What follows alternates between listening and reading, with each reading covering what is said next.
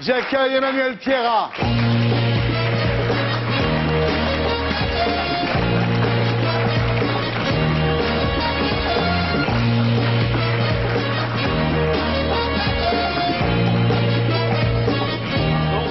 Bonsoir, ça va? Bonsoir, ça va bien. Alors vous êtes avocat, vous avez déjà plaidé nu sous la robe? C'était assez difficile parce qu'en bas de la robe, on voit les chaussettes et puis les chaussures, donc ça serait un peu C'est risqué. difficile. Ouais. Mais déjà, sans pantalon sous la robe, vous avez essayé déjà? Je ne répondrai pas à cette question parce que le bâtonnier regarde l'émission. Ah oui. Donc, C'est pas toi qui faisais le bâtonnier ce soir-là? Le bâtonnier, c'est papa. La première sanction qu'on peut recevoir en tant qu'avocat, c'est l'admonestation paternelle. Donc c'est tout un symbole. Hein. Vous avez déjà essayé la mini-jupe pour plaider? Ça n'est pas encore autorisé, Thierry. Ah bon? Vous rasez les jambes? Vous voulez que je vous les montre? Je ne crois pas que ça soit vraiment épilé. Bien, donc vous êtes avocat, vous êtes aussi écrivain, vous avez déjà publié 3 romans, et aujourd'hui vous publiez Les 10 Gros Blancs chez Fayard.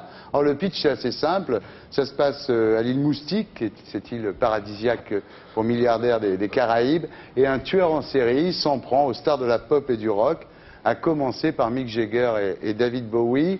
Alors ça ressemble un peu à Dick Tinagre, hein, c'est un peu Agatha Christie, quoi. D'ailleurs c'est avoué dans le bouquin.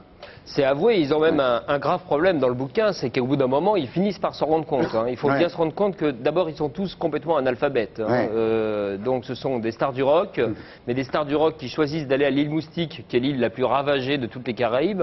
C'est tous les inconvénients des Antilles et aucun des avantages. Il faut déjà avoir, disons, un bagage culturel parfois un peu limité. Ce qui fait qu'il n'y a pas de livre, il n'y a pas de bibliothèque, donc, mais quand même, ça leur rappelle quelque chose, parce qu'Agatha Christie, elle est britannique comme eux, etc. Donc ils finissent par faire le rapprochement. Problème, personne n'a de bibliothèque, personne n'a de livre.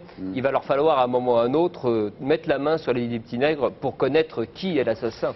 Ouais, alors ce qui est très drôle, c'est que l'arme du crime, ce sont les moustiques, alors que l'île a été désinsectisée à une époque, et en fait, c'est le grand retour des moustiques à l'île Moustique, c'est ça l'histoire, quoi.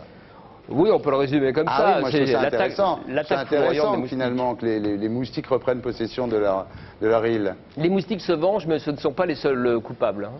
Alors il y a une bonne description du lieu. Vous connaissez l'île Moustique? Ah bah, l'idée m'en est venue lors d'un séjour à l'île Moustique où j'écrivais un autre livre. Et je dois dire que j'ai eu un choc culturel. Ça s'appelle une grosse déception même. Il n'y a pas de vie locale, il n'y a rien là-bas. Il n'y a pas de marché, il n'y a pas de... Il n'y a absolument rien. Il n'y a que des villas pour milliardaires. Il n'y a pas un seul pêcheur créole. Il n'y a pas un seul marché de fruits et légumes sympa. Il n'y a absolument rien. Il y a juste, à un moment, Mick Jagger qui est passé faisant de la course en sac devant moi. Et alors là, j'avoue que tout ce que je pensais des Rolling Stones s'est effondré d'un seul coup. Et je me suis dit que quand même, cette île dans laquelle je commençais à m'emmerder sérieusement depuis 3-4 jours méritait qu'on la brocarde dans un polar un petit peu ironique. Mais vous avez du pognon, parce que le Cotton House, même si c'est un hôtel assez pourri, ça vaut quand même du fric tous les jours. Ah, ça coûte une fortune, c'est même ce que je raconte dans le bouquin. C'est l'hôtel, c'est le 2 étoiles le plus cher de la planète, à peu près. Non, il s'avère que j'ai quelques clients people et quelques clients VIP qui ont beaucoup de m'inviter quand j'ai la muse qui me taquine et on a envie d'écrire un livre. Alors c'est une île, il faut le dire, qui a été lancée par Margaret, la sœur de la reine d'Angleterre, hein, qui était assez huppée dans les années 60-70, et aujourd'hui c'est un peu moins fréquenté, si? Ah si, c'est très fréquenté. Bon, Margaret a passé l'arme à gauche il y a à peu près 2 ans environ. Elle avait lancé la mode, mais il y a eu, et je les mets tous en scène, hein, David Bowie, Elton John, Mick Jagger, Lou Reed. Grosse déception, Lou Reed, hein, quand même, sur l'île Moustique.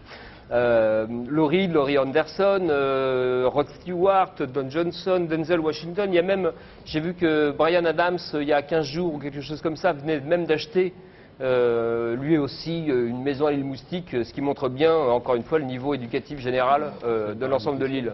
Un paradis fiscal? Non, ça n'est même pas un paradis fiscal, donc il faut vraiment avoir un très mauvais raisonnement pour y aller. Alors voilà, l'enquête est menée par un dénommé Prosper Boniface, un médecin guadeloupéen lettré. Et puis voilà, ça continue, après Bowie, après Jagger, c'est Elton John qui est assassiné. Et puis voilà, je ne vais pas raconter l'histoire évidemment puisque c'est un polar. Alors, il y a des précisions sur la vie sexuelle de l'île aussi, c'est vraiment... c'est un côté lupanard quand même. Hein.